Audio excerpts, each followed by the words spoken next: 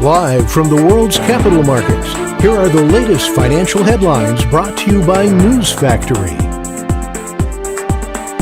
Hello and welcome to Friday's Daily Financial Report. The US Baker Hughes US oil rig count will be released at 17 GMT. The US housing starts at 12:30 GMT. The Portuguese current account balance at 10 GMT. The Eurozone's construction output will be released at 9 GMT.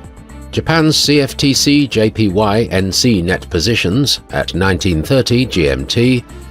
The UK's CFTC GBP NC net positions at 19:30 GMT. Those were today's major economic events, and now moving on to world financial headlines. The S&P 500 stock index and the Nasdaq composite both closed at record highs as investors embraced strong economic data and earnings reports that showed American consumers remained willing to spend. The market cap of Tether's USDT, the world's largest stablecoin, has surpassed $160 billion for the first time, a new mind-blowing milestone, according to Tether CEO Paolo Ardoino.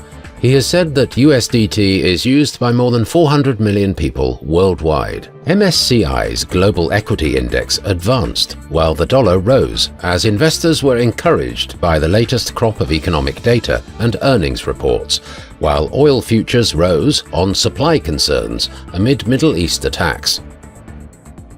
And now let's hear what our chief analyst picked up for us today.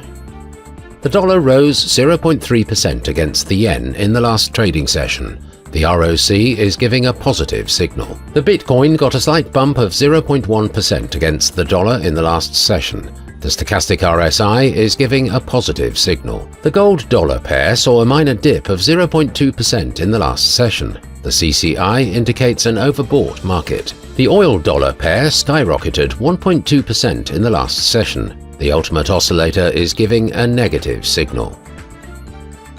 We hope that you've enjoyed Friday's Market Outlook. On behalf of all of us here, we wish you a productive trading day.